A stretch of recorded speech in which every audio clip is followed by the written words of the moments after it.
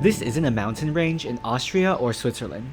This isn't a French wine village. This isn't your typical European old town.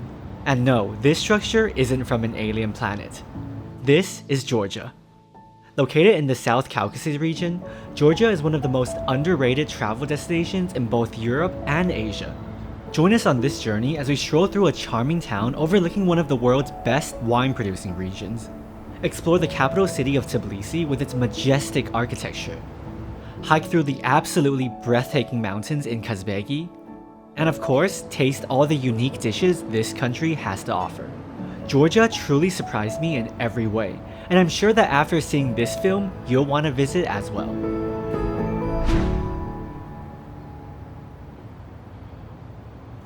Before exploring the capital, Tbilisi, we're gonna make good use of this perfect weather and go visit a charming little town around 100 kilometers away.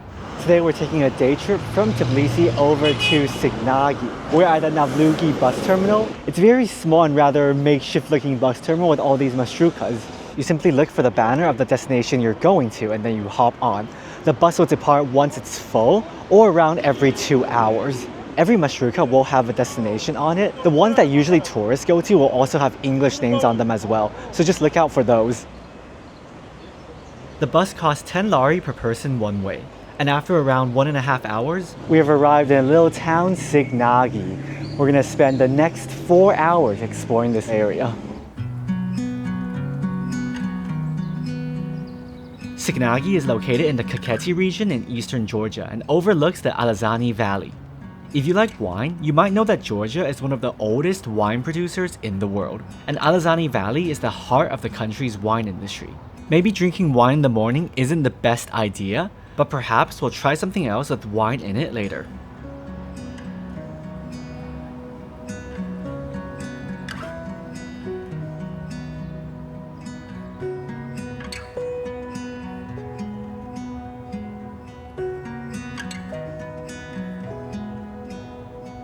At almost every angle in the town, you can spot the St. George Basilica bell tower. But since it's not open right now, we're heading instead to another iconic landmark, the city wall. It's hard to find the entrance at first, but just climb up the hill from this ice cream shop.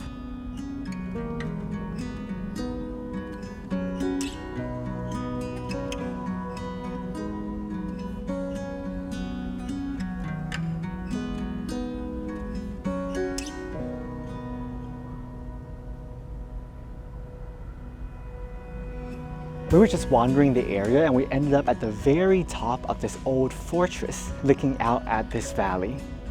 Originally built in the 18th century, this 4-kilometer defensive wall had 23 watchtowers and 6 main gates. The structure we're standing on now is one of the towers that give you the best view of both Alazani Valley and the town behind us.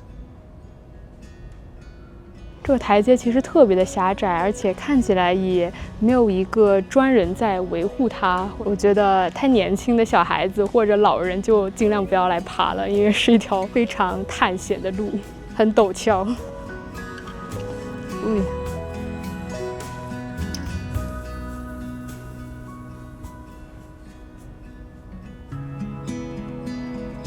Now we're gonna go walk a stretch of this 4-kilometer wall. When climbing up and down these towers, do be very careful.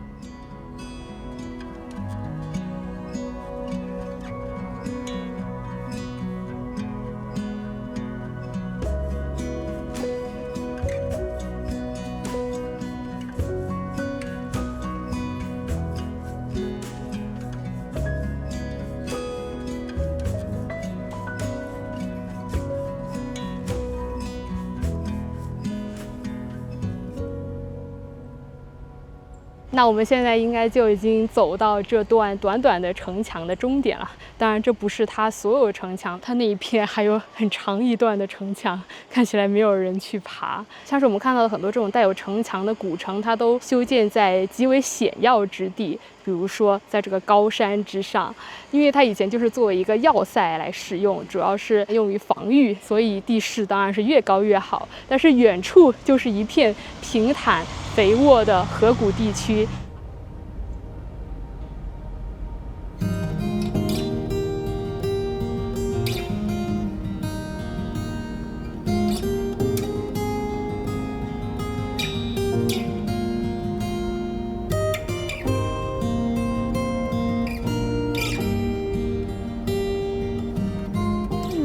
like to have 2 ice cream with wine, please.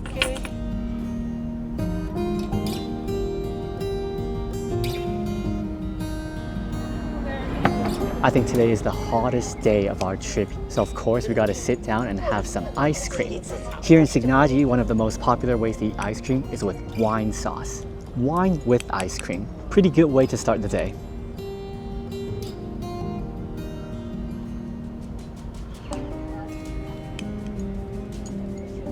It's a very mild alcohol taste. I'm pretty sure you won't get drunk from eating this. 已经人多到老板娘都会说中文的谢谢，但是确实很好吃，特别是在这样一个非常酷热的午后，太解暑了，绝对是我吃过最特别的冰淇淋之一。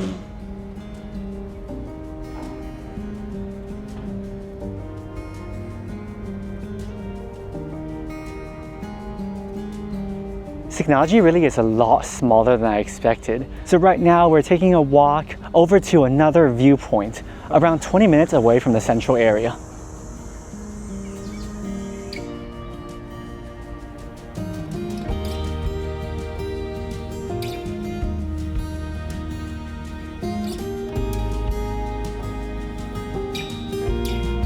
I guess this viewpoint is just at the other part of the old city wall.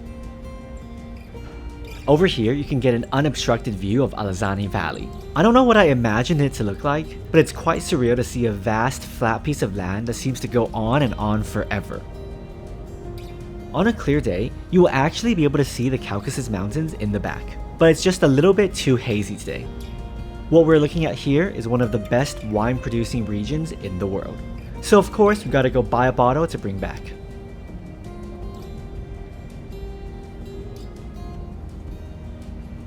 So that is it for a very short day trip here in Sighnaghi. Honestly, I feel like you can finish this town in around 2 to 3 hours. It's still nice to walk here, enjoy the scenery, enjoy the very aesthetic town vibe, but I don't think it's necessary to stay overnight. So right now it's around 3 p.m. We're gonna head to the Marshrutka station and take the bus back to Tbilisi.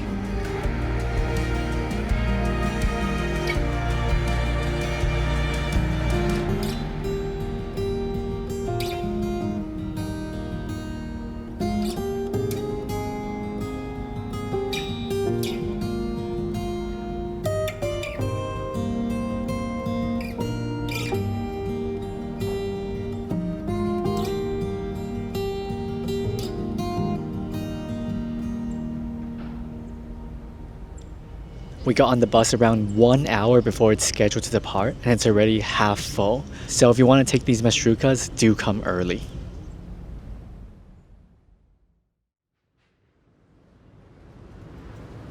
Day 2 in Georgia, and today we're going to explore the beautiful capital city. We start in the heart of Old Tbilisi. For our first stop today, we're going to head over to the famous clock tower.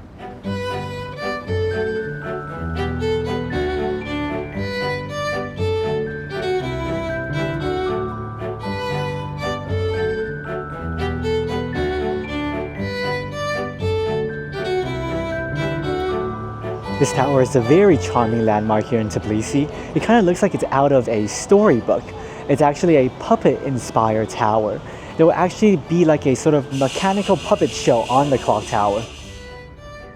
Designed by Georgian artist Rizzo Gabriazzi, this clock tower is part of his marionette theater and was inspired by both Byzantine and Georgian architecture. It's made up of stones and bricks from other old abandoned buildings, as well as thousands of ceramic tiles. If you want to see the puppet performance on the tower, there are 2 times each day at noon and 7 p.m. Unfortunately, we just missed it.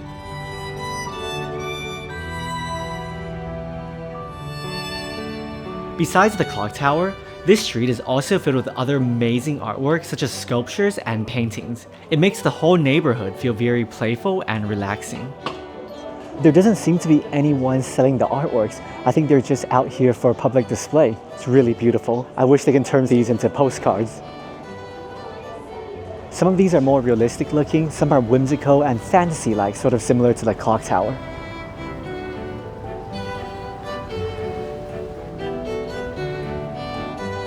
Before we explore more of Old Tbilisi, we're a bit hungry, so let's go get something to eat. Whenever we come to a new city, of course, you gotta try its food. We had Georgian food before in Almaty, but one dish that we missed out on was khinkali. What we ordered here is the kalakuri khinkali. It has some beef, pork, and various herbs inside. Visually, it looks like a giant soup dumpling. The size is quite big, and the wrapper looks quite thick as well. I'm really excited to see what this tastes like. I'm picking it up using the tip of the dumpling. Time to try.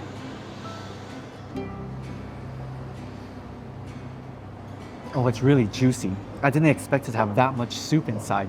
The filling is very herby. You can taste the parsley, the coriander, and the filling is actually very generous as well. The wrapper is quite thick, just as I expected. I think the bottom part might even be too doughy, but the dumpling itself is really good. The filling is already so flavorful with the herbs, you really don't need any extra sauce to eat this khinkali with. The other dish we got is a oja curry. Oja curry literally means family meal, so it's not really a set dish. Usually the main ingredients in oja curry are potatoes, onions, and a choice of meat. We got ours with pork. There's so much coriander inside, so much peppers, it smells really good, really fragrant. You can smell that caramelization from the onions, of the pork, of the potatoes. I'm gonna try a piece of the potato and the meat together first. That is really good. The meat is super tender. I thought it was gonna be a spicy dish because there's so many peppers, but I think they're just sweet bell peppers. The potatoes are of course super crispy on the outside, silky smooth on the inside. But they did put a huge pile of coriander, cilantro on top. So if you don't like that, maybe you can tell them to omit that. But personally, I'm fine with the cilantro flavor. Many people say oja curry is like a symbol of Georgian cuisine because as a family meal, it represents bond, it represents community. And each family, each restaurant has a slightly different take on this dish. And the portion size here is quite big as well. It really is a dish for sharing. That was a very filling meal, a great first taste of Georgian cuisine here in Tbilisi. Now let's go explore the rest of the old city.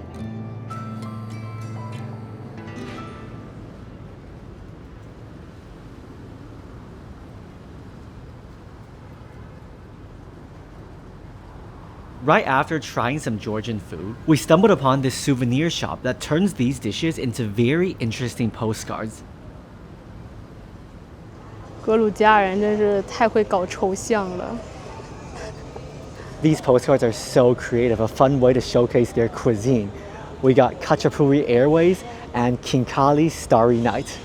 If you don't already know what Khachapuri is, take a guess from this image. We'll also go eat it later on our trip. I don't know why the weather suddenly got very cloudy. It was bright and sunny a few hours ago.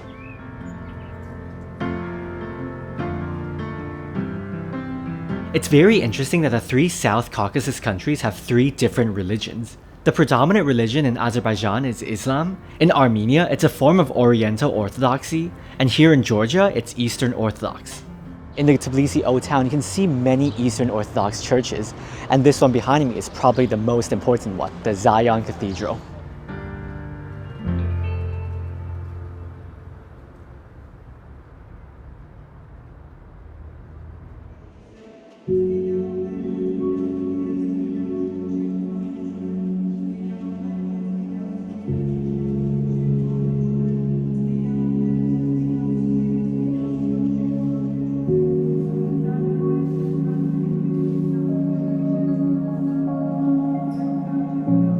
Named after Mount Zion in Jerusalem and first built during the 6th century, this cathedral is one of the most sacred churches in all of Georgia. Destroyed and rebuilt through invasions and natural disasters, it's a resilient symbol of Georgian Orthodox. It's also a prime example of Georgian religious architecture, with a central dome set on a cross and square floor plan. You can find churches with this style of architecture all over Tbilisi, including the very grand Holy Trinity Cathedral, which we'll go check out in the coming days.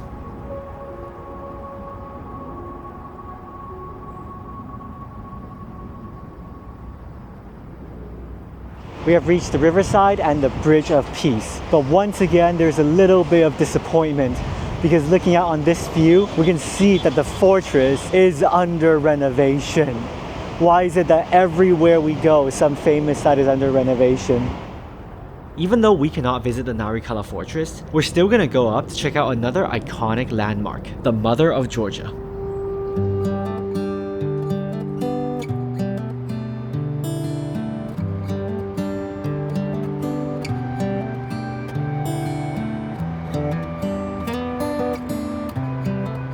We made our way over to Wright Park, and we're gonna head to the cable car station and take the cable car up to the Mother of Georgia. Just like using the buses and metro here in Tbilisi, you can directly pay with your contactless credit card, but you do get a 0.5 lari surcharge, so it's better to buy one of their transportation cards. We didn't have time to get one yet. Anyways, it's good that we can still go on the cable car.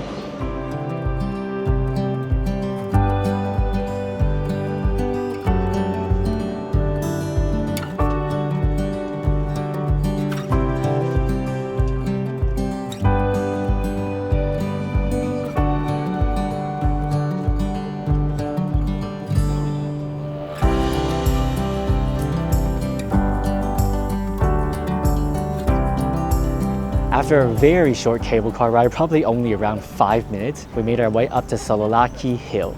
And of course, you get a panoramic view of Tbilisi. The weather today is not the clearest, but Tbilisi is still very beautiful. If you look down at the old city area, it's actually a lot bigger than you think. It's a lot bigger than just the main touristy streets.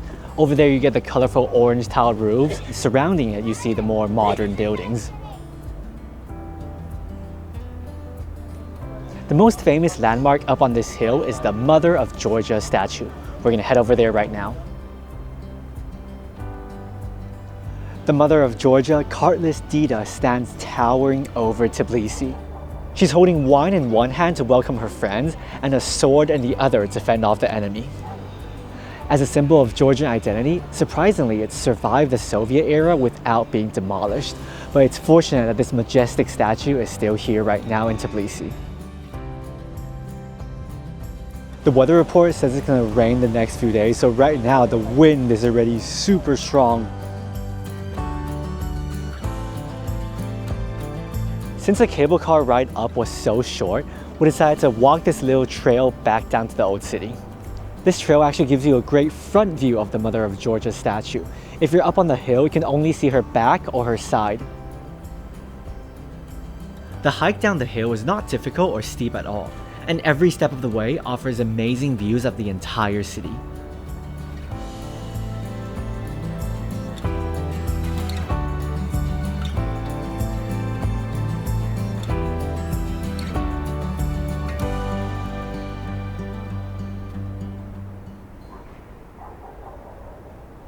On our way back down, the sun came out for a very brief moment to give us some beautiful light.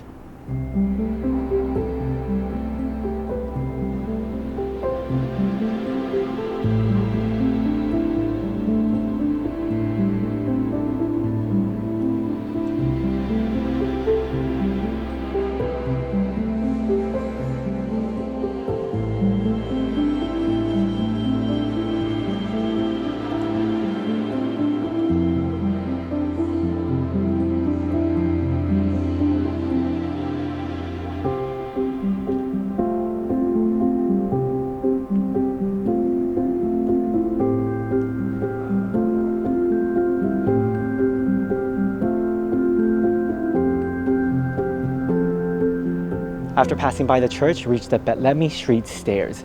Before the cable car was operational, this was a major pathway to go up the hill. So I highly recommend you take the cable car up and walk your way back down so you can visit this very pretty staircase and alleyway.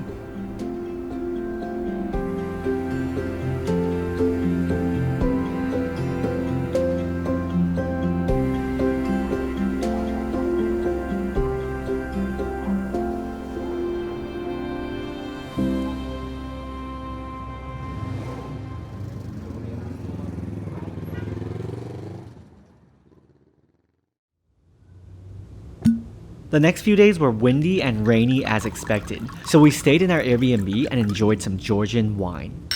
As the weather improved throughout the week, today we can finally go out and explore Tbilisi again. First up, more Georgian food to try. I think the restaurant we're looking for is down there in the basement. This restaurant looks like an art gallery. There's so many paintings and sculptures on display. It's actually located in the basement of TAFU, the Georgian Theatre and Film Academy, so no wonder this place is so artistic. I think the decor alone makes it worth visiting. But most importantly, what about the food? We got a shikimurli, which is a chicken in garlic sauce, and also a kubdari, which is a bread filled with meat. Let's start with kubdari. It's a dish from the Sighnaghi region in northern Georgia. Think of it as a meat pie. You can really taste that coriander seed, cumin, peppery flavor inside the kubdari. I feel like most of the dishes we tried in Tbilisi so far, the flavors are very strong. They season it with so many layers of herbs, spices.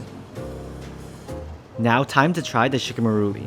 I'm really struggling with these Georgian dish names. But basically, it's a chicken dish slowly simmered in a rich, milky, and garlicky sauce. It already smells super garlicky. Now that is one explosion of flavor, specifically garlic flavor. It's like the garlic is infused inside the chicken, but there's a little bit of freshness from the coriander as well. The sauce is quite liquidy. It's not like a thick cream sauce. It's more milky, I guess. So we gotta baste it a bit, pour the sauce on the chicken to make sure we get all that flavor in. Even though the garlic flavor is very strong, I wouldn't say it's completely overpowering. The creaminess to it and the freshness from the herbs really balances it out. Since the meat filling inside the kubdari is so salty, in hindsight we probably should have just ordered regular bread to go with the garlic chicken. But we wanted to try multiple dishes, so it's fine. Out of these two dishes, I definitely highly recommend the shikimurli.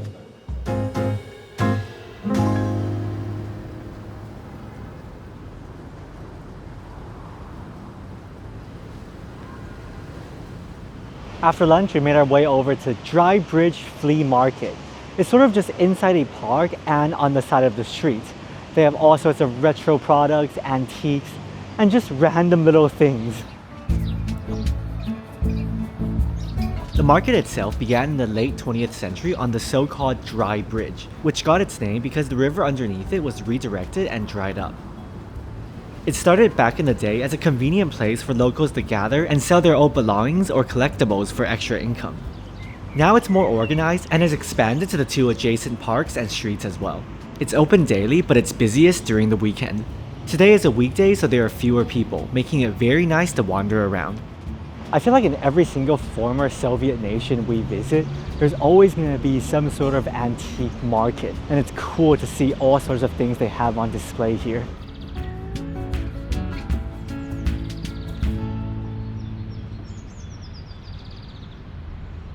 Right next to the antique market is the Tbilisi Park. Literally means mother tongue in Georgian. And right behind me is a very cool monument. This monument is dedicated to Georgia's fight to keep their national language and alphabet after the Soviets wanted to remove it as an official language. The monument features a child reaching up towards a bell and an open book to symbolize their pursuit of knowledge. On April 14, 1978, the Georgian people rallied to keep their unique language and script. Eventually, the movement was successful. And even in present day, April 14th is known as the Day of the Georgian Language.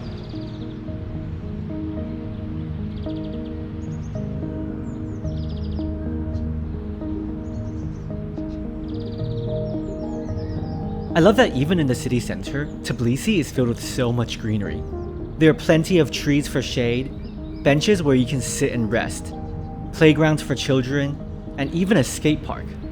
It's these small, mundane, everyday things that make a city feel comfortable and special. After a short stroll through the park, we're gonna cross the Krua River and head to Sameba, the Holy Trinity Cathedral.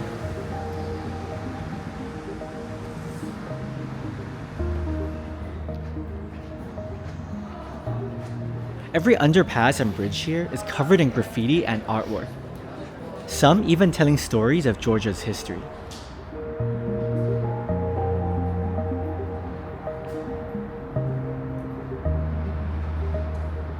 After around a 20-minute walk from Tbilisi Park, we arrived on the western bank of the Krua River. Now it's time to hike uphill to the Holy Trinity Cathedral. one of the most important landmarks in Tbilisi. Whew, the hike up there is quite steep.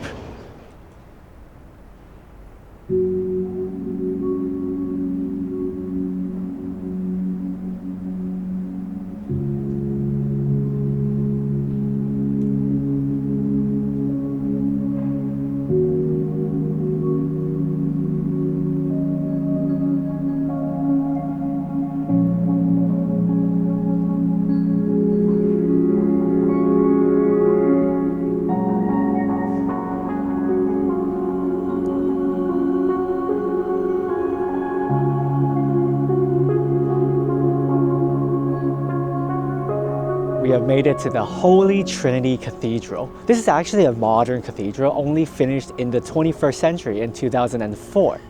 Visually speaking, I really like that it's super symmetrical and it goes up layer by layer.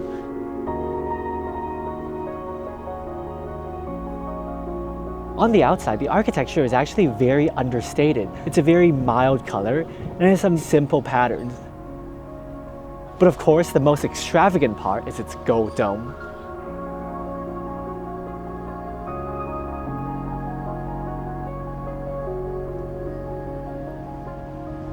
I'm not sure if you can tell by the video, but the wind today is just super strong. So let's go check out the interior to save ourselves from this wind. Similar to the historical churches in Tbilisi, this cathedral follows a traditional Georgian cross and square design, but on a much grander scale. At 87 meters tall, it's the third largest Orthodox cathedral in the world, and of course the largest in Georgia. Just like the exterior, the interior of the cathedral is simple, nothing flashy or overly extravagant. But I think that's exactly what gives it its elegance. And the vast space makes it feel all the more majestic.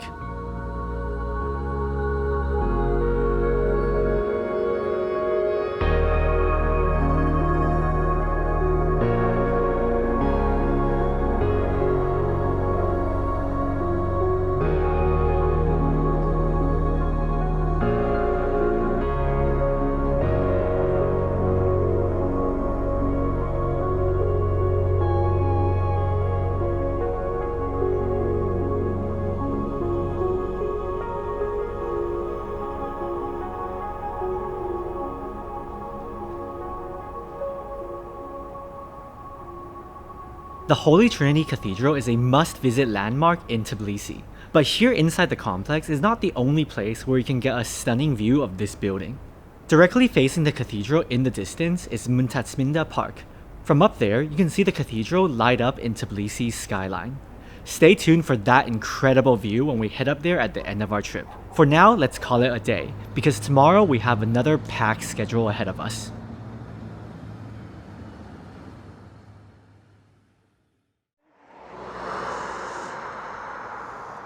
Today, as you can probably tell by the landscape beside us, we are in the middle of nowhere.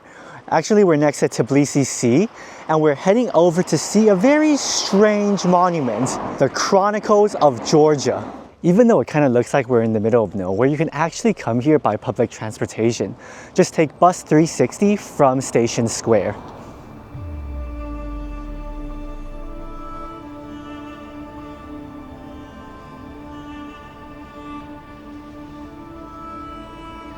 We have made it to the Chronicles of Georgia. This really is such a staggering monument in terms of its scale. Just looking at the layout, it kind of reminds me of Stonehenge, just giant pillars stacked on top of each other. Every single pillar tells stories about Georgia, stories about the wars it fought, stories about its religion and its history. It is a celebration of Georgian culture. 走进来就会觉得走进了一部立体环绕的史书。 Standing underneath it, looking up especially, is quite spectacular.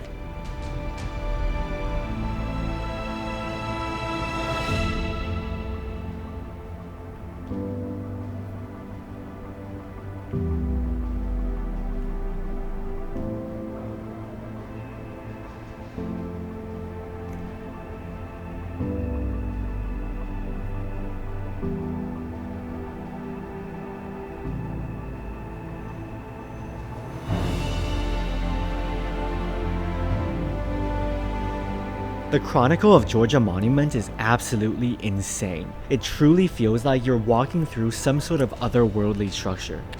Even though it's a bit far away from the most popular spots in Tbilisi, I think it's well worth the trip out here.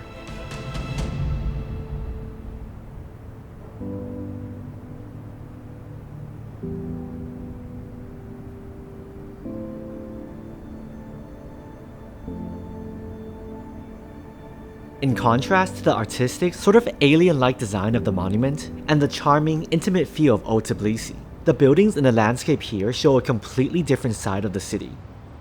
The outskirts of the city are covered in rectangular, boxy housing from the Soviet era, clearly built with function over form. But somehow, I think these concrete structures rising out of the natural greenery is still quite a sight to behold.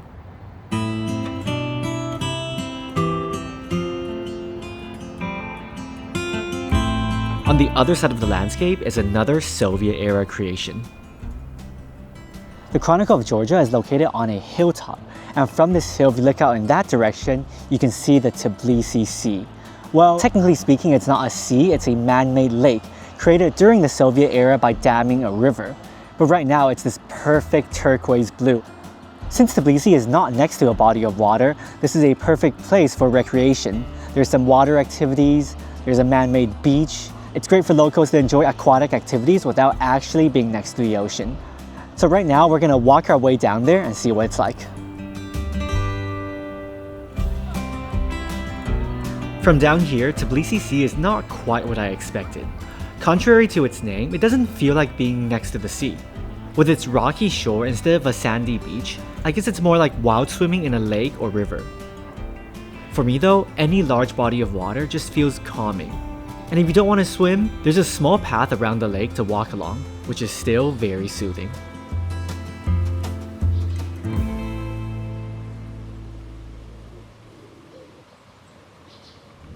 While the Chronicle of Georgia is worth visiting, the downside is that there's pretty much no restaurants out there. So after only having some snacks the whole day and a long bus ride back, we're now in the city center to eat what many consider the national dish of Georgia. Tonight we're finally here to eat khachapuri. We got the Arjani khachapuri, which is shaped like a boat. This is not our first time having khachapuri. We also had it when we visited Almaty, Kazakhstan. But last time we got it with mushrooms. This time we're just gonna try the most traditional, most basic version, where there's only cheese, egg yolk, and some butter inside the middle. Gotta tear off a piece from the side and then dip it into that creamy sauce in the middle. Very cheesy, buttery, creamy. The cheese here is actually a little bit sour. Straight out of the oven, the bread is so crispy. For those of you who never tried khachapuri before, let me try and describe it for you. It's basically like a pizza with an ultra crispy crust. Usually when we have pizza, the crust is the boringest part. But here, the crust is the best part. And then instead of slicing it like a pizza, you peel off the crust and you dip it in the cheese in the middle to eat. Scoop up every bit of that cheesy goodness. But of course, khachapuri is a very heavy dish. We ordered the smallest one already, and I already feel like two of us, we can't finish it.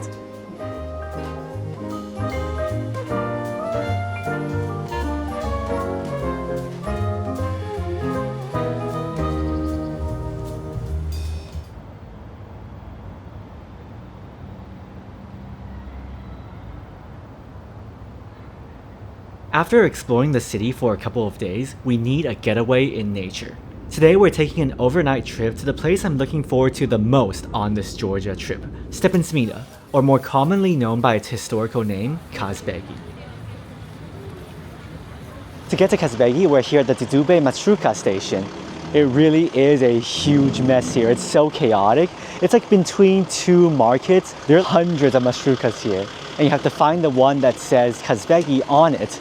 Just like most minibuses in this area, the timetable is just for reference, and they have to wait until the entire bus is full before it leaves. It should cost 15 lari per person to get to Kazbegi, and 5 extra if you have luggage. 我们成功坐上了去 Kazbegi 的车，其实它并不算是整点发车，我们本来是奔着9点钟来的，但是它现在才8点40，人满就已经发车了。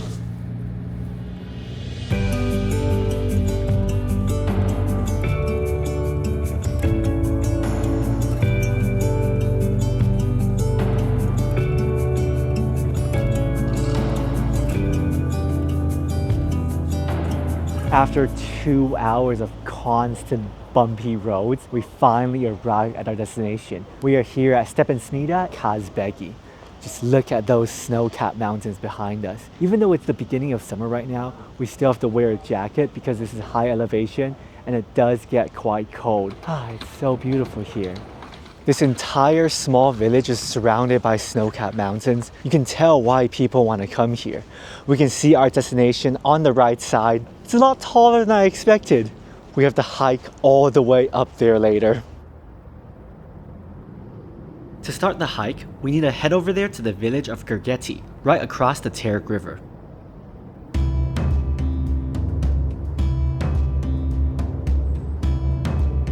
There are also many people here carrying more professional looking hiking gear. It makes me wonder, are we a little bit underdressed for this?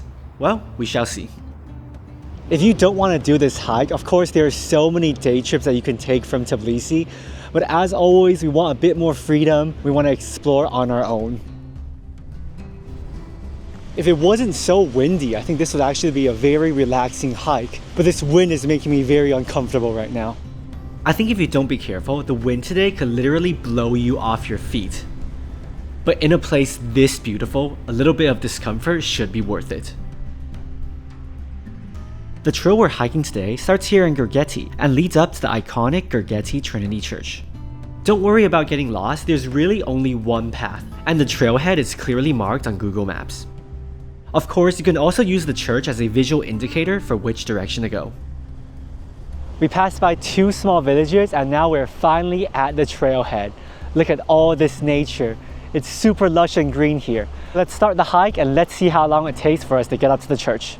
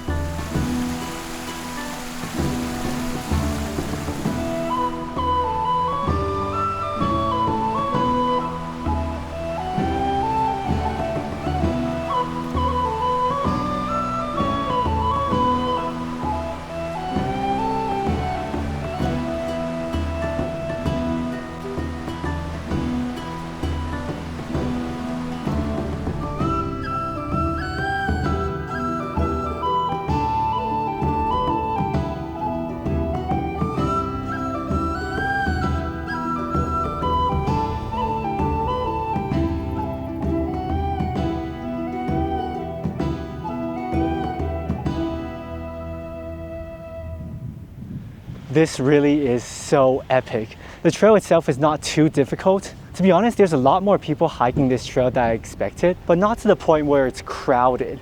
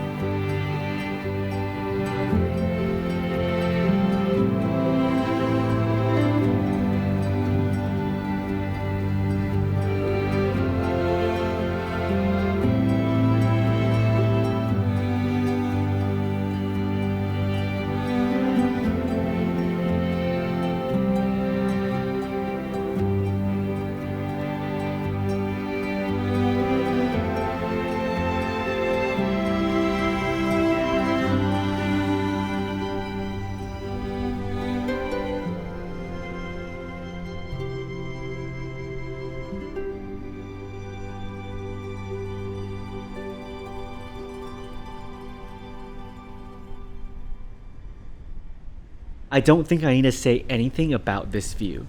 The images speak for themselves. We started our hike around 12 o'clock and now it's 2 p.m. So we finished the route in less than 2 hours. You can see the small path we took through the villages to get here. But of course, we stopped many times along the way to film and take photos. So I think you can finish the trail up to the church in about 1.5 hours. Now let's go check out the Gergeti Trinity Church.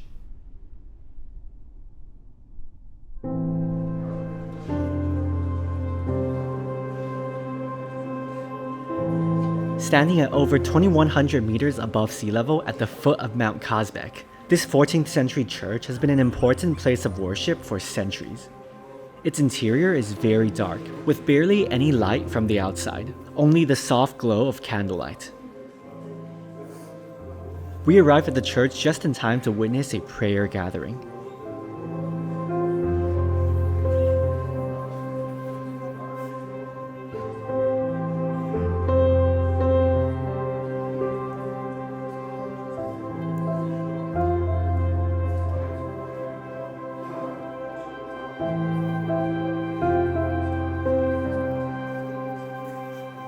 Now you might be wondering, why haven't I shown you the exterior of the church? Well, that's because it's under renovation.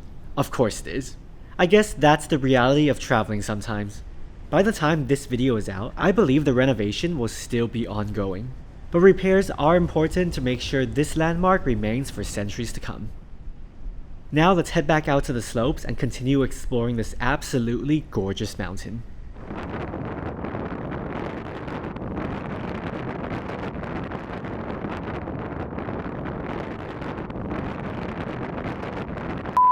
Yeah, the wind today is no joke, but luckily it got slightly better after a while.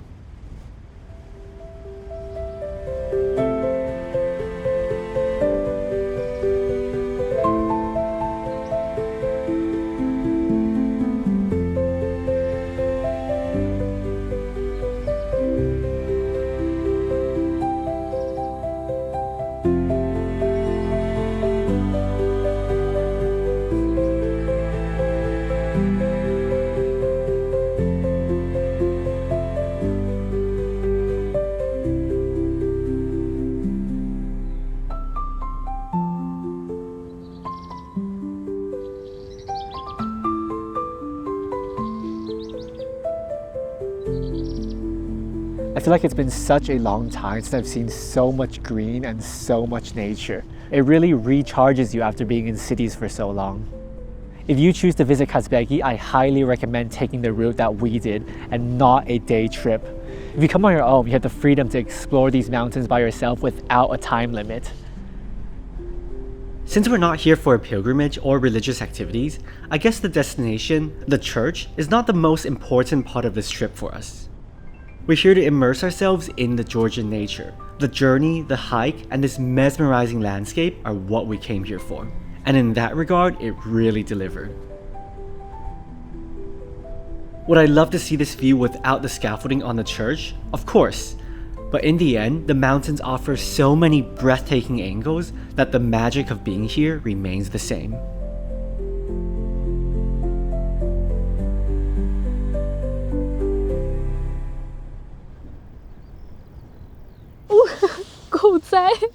Why are you here? Literally have no idea what's going on. This dog just walked over and lay down next to us. Where did it even come from? 看来他也比较认同我们选的这是一个非常好的风水宝地啊。我们想去那个山上看一下，不知道他是在给我们带路吗？ Other than the dogs roaming freely around the slopes, which is actually quite a common sight, these hills are also filled with cows and horses grazing the pasture. They don't seem to mind us humans being here, but we'll keep our distance just to be safe.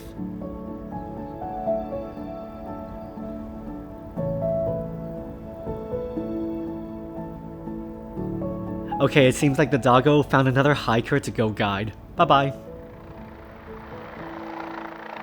We also noticed many people in military uniform walking around the hills today.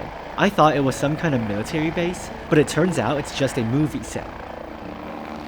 This really is the perfect backdrop to shoot a film. We stayed up on the mountain for around 3.5 hours, but as the sun begins to set, it's also getting very cold, close to 0 degrees Celsius. So we're gonna make our way down the mountain.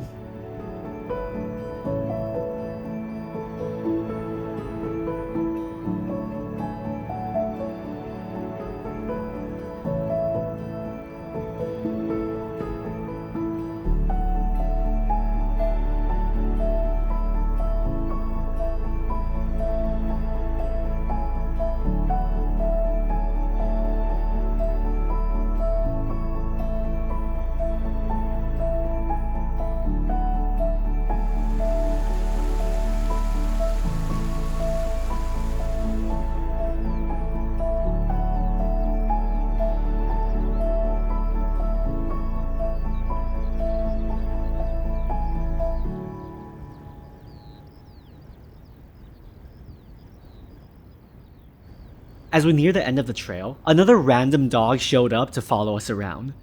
Most of these dogs seem to have tags on their ears. I believe it's because they're neutered or vaccinated as a way to control their population without removing them. So hopefully they're safe to be around. After 6 hours of trekking, we finally made our way back down the hill, just in time to see the light shine onto that village behind us.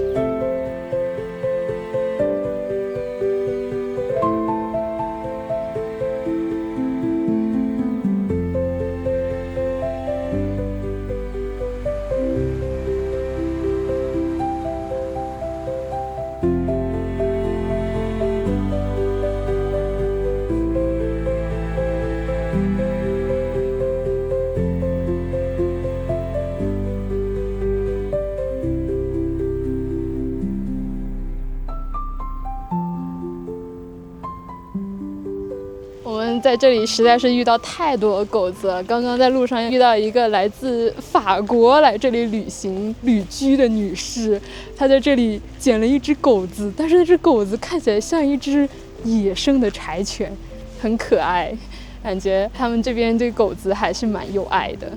A little star, the princess of Georgia.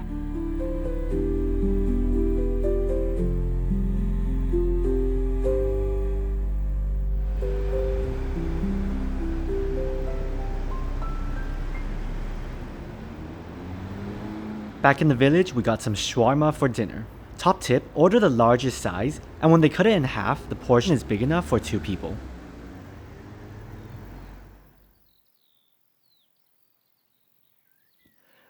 What a day. We finally got back to our guest house. This guest house is actually pretty nice. It's called Green Yard.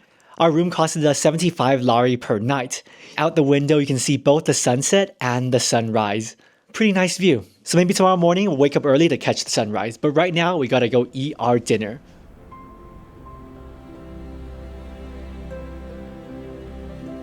Dinner with a view.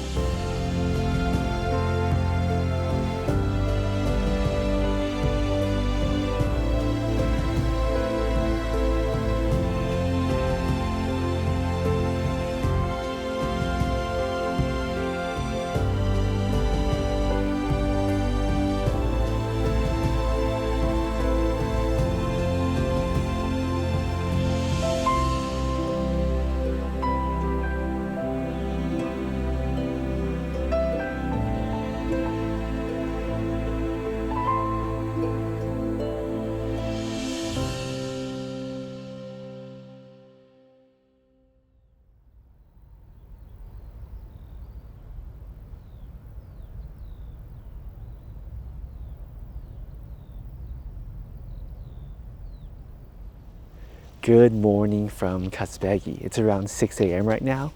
We wanted to wake up to see the sunrise, but it turns out there are 0 clouds in the sky, which means there's not much color. But since we're already awake, we might as well come out for a short walk. I guess nobody else had the same idea. The streets are completely empty. The animals are awake, but I guess no humans are awake yet.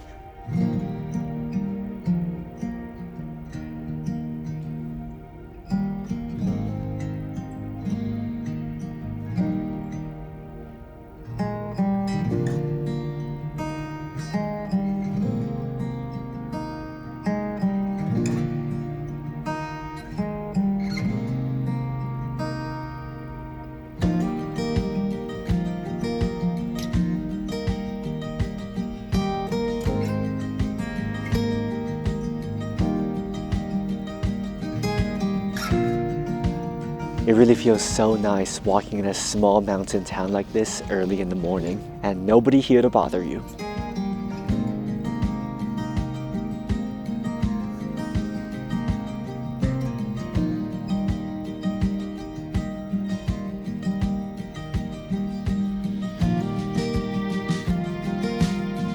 At first we wanted to do another hike, but after doing that hike yesterday, our knees are not feeling too well. Probably because we didn't hike for so long already.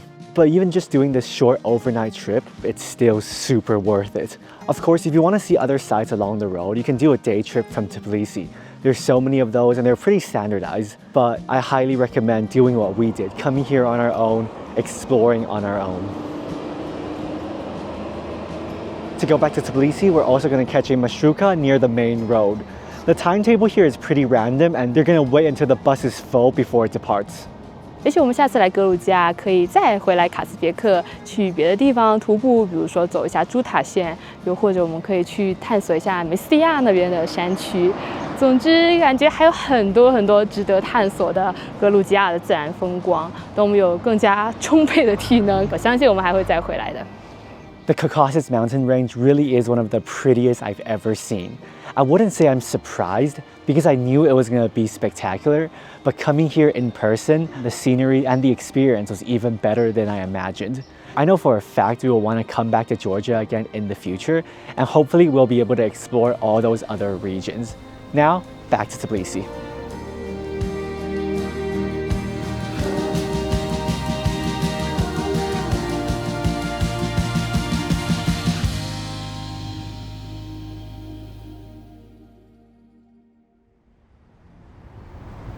It's our last day in Tbilisi, and we decided to take it easy today and only head out in the afternoon.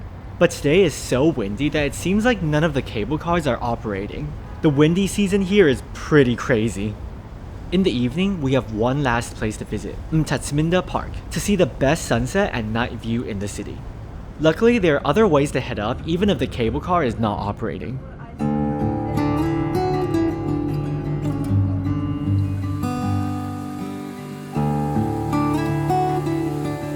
This evening, we made our way to Mtatsminda Park.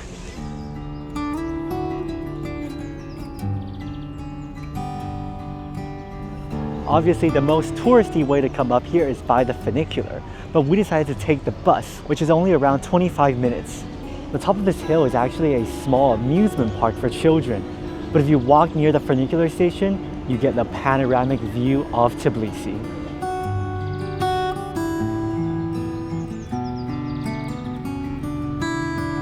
From here, the most prominent figure on the landscape is definitely the Holy Trinity Church. And you can even see the Mother of Georgia far into the distance.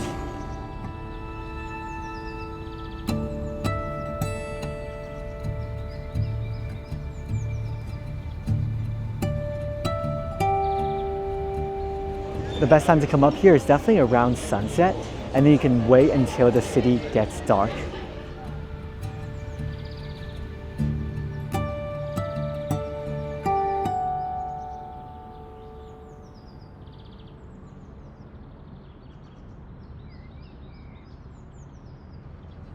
If you want the best view of the sunset up here, I don't think it's at the funicular station. You gotta come underneath the Ferris wheel.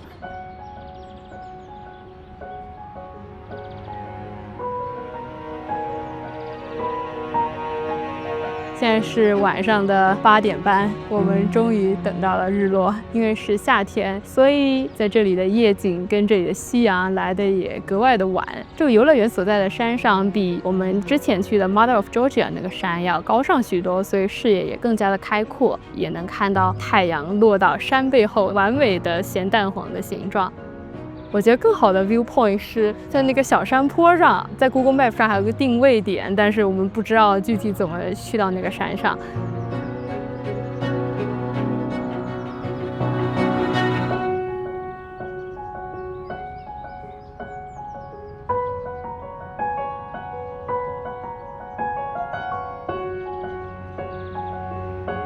From the Ferris wheel, there's actually a small hiking trail here.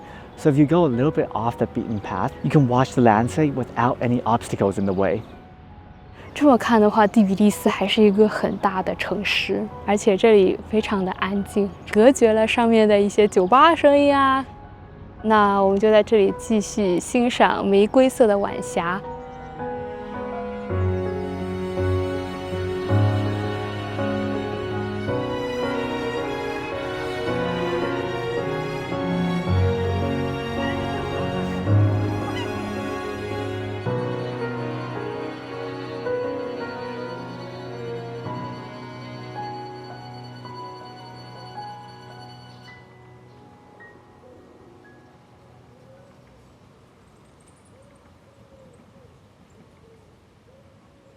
As Blue Hour passes, we're gonna head back to the funicular station to see the other angle of Tbilisi, and of course take the funicular back down to the city.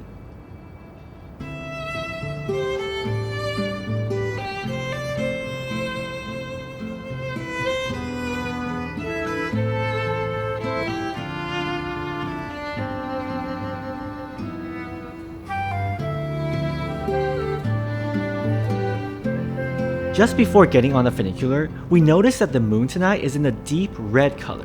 There's absolutely no filter on this. It turns out we're here just in time to witness the so-called strawberry moon. We took the bus up here, but we gotta experience the funicular at least once, right? It's 12 lari per person, but you cannot use a transportation card. You gotta buy their park card, which costs an additional 2 lari. The funicular runs every 20 minutes. Top tip, when you arrive, wait for the next one so you can be the first in line and sit at the very front of the funicular. This will give you an unobstructed view. What a perfect night to end our trip here in Georgia.